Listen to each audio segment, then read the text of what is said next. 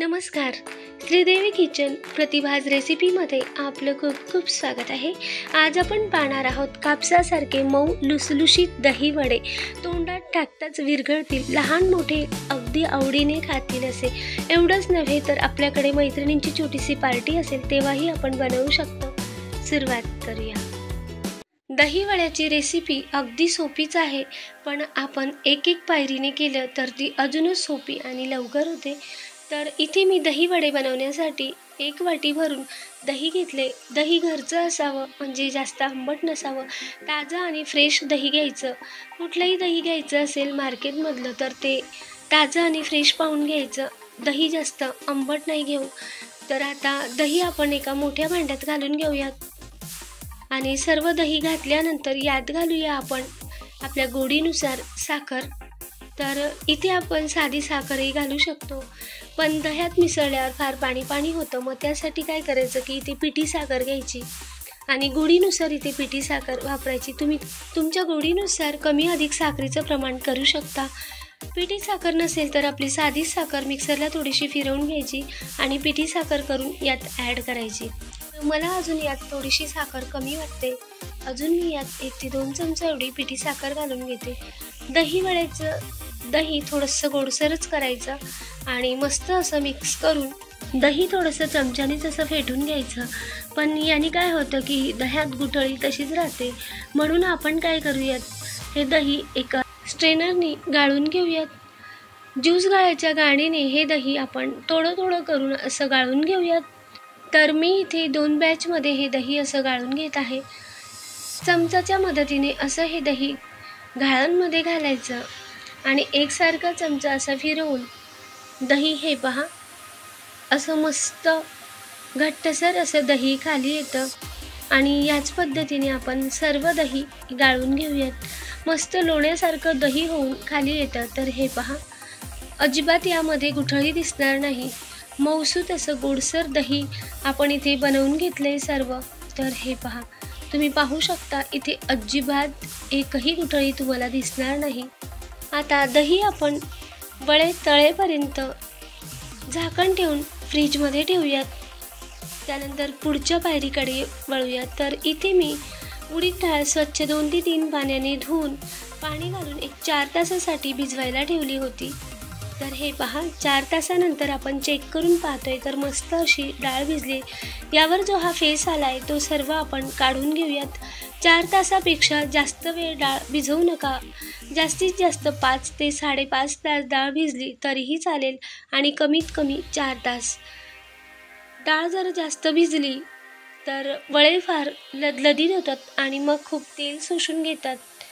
तर इथे मी अजिबात पाण्याचा वापर न करता चालू बंद करून असे हे बारीक डाळ दळून घेतली. शक्य होईल तेवढं पाणी कमी घालूनच ही डाळ बारीक अशी वाटून घ्यायची आहे. अजिबात दळल्या जात नसेल तर यामध्ये 2 ते 3 चमचे पाणी घालून हे पहा असं बारीक असं लोण्यासारखं हे दळून घ्यायचं. शक्य होईल तेवढं पाणी कमीच वापरायचं. आता इथे सर्व डाळ मी दळून घेतली. तर इथे कमीत कमी पाण्याचा वापर केला आणि त्यातच उडीद डाळ चांगली बारीक अशी दळून घेतली.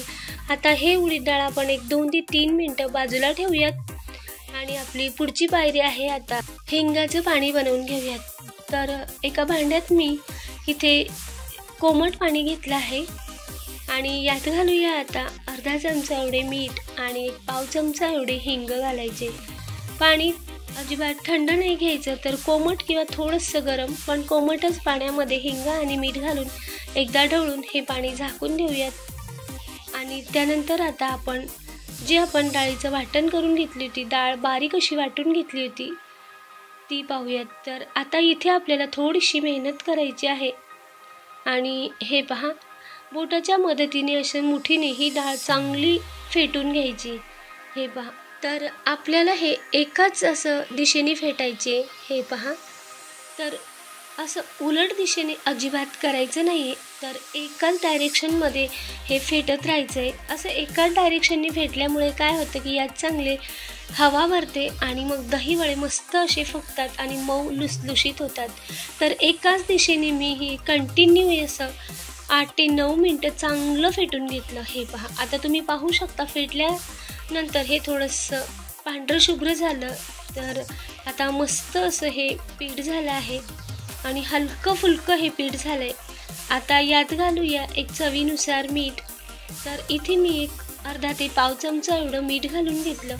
अर्धा चमचा मीठ घातल्यावर सुद्धा आपल्याला एकाच दिशेने हे फेटायचे, दुसऱ्या बाजूने अजिबात फेटायचं नाही. एकाच दिशेने हे मिक्स करायचं आहे. आता हे चांगलं मिक्स करून घेतलं अजून एका दिशेनेच आणि तुम्ही पाहू शकता आता मस्त असं मऊ लुसलुशीत आणि हलकं फुलकं हे पीठ झालं आहे.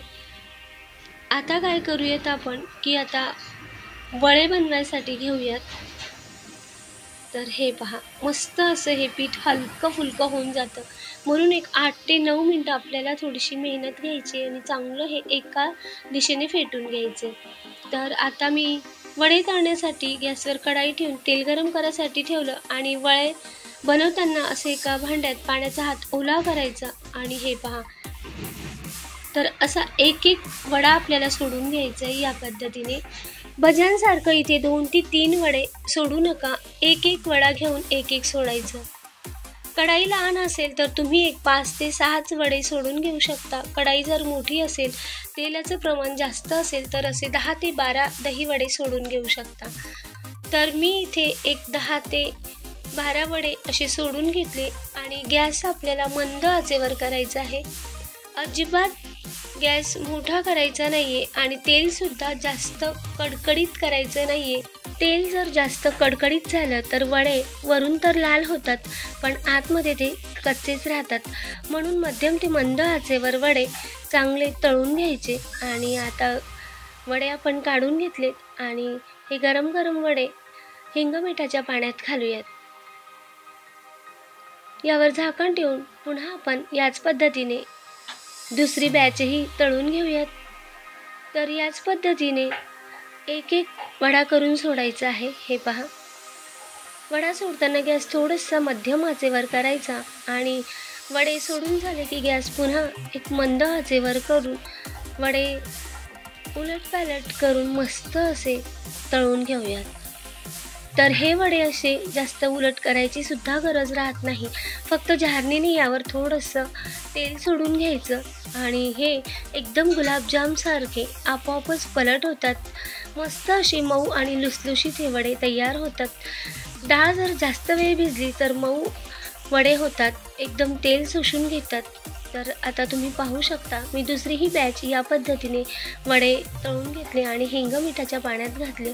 आपण एक 10 ते 15 मिनटं वडे असेच हिंग मिठाच्या पाण्यात राहू देऊयात. हे पहा, आता एक 10 ते 12 मिनटानंतर चेक करून पाहूयात. तर तुम्ही पाहू शकता मस्त असे वडे आपले मिठाच्या पाण्यात हिंग मिठाच्या पाण्यात भिजले. आता हातावर एक 4 ते 5 वडे असे घ्यायचे आणि यातील पाणी आपण असं प्रेस करून काढून घ्यायचं. पण मात्र इथे वडे आपल्याला जास्त प्रेस करायचे नाही, अगदी हलक्या हाताने असे वडे प्रेस करून यातील जे पाणी आहे ते निथळून घ्यायचे.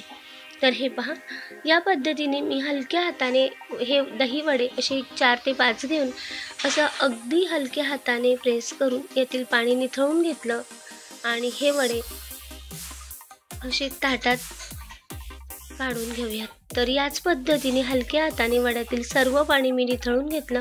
त्यानंतर इथे मी सर्व वडे तळून घेतले होते.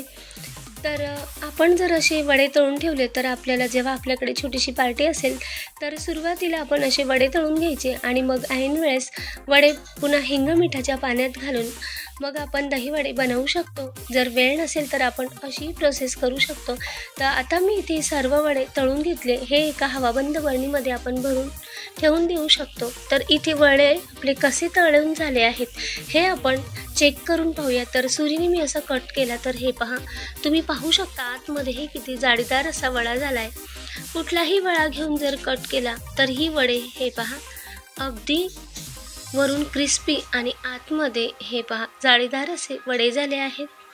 आपल्याला जर वेळ नसेल तर असे वडे तळून ठेवायचे आणि जेव्हा आपल्याला वडे सर्व करायचे त्यावेळेस आपण गोडसर दही बनवून मग दही वडे बनवू शकतो.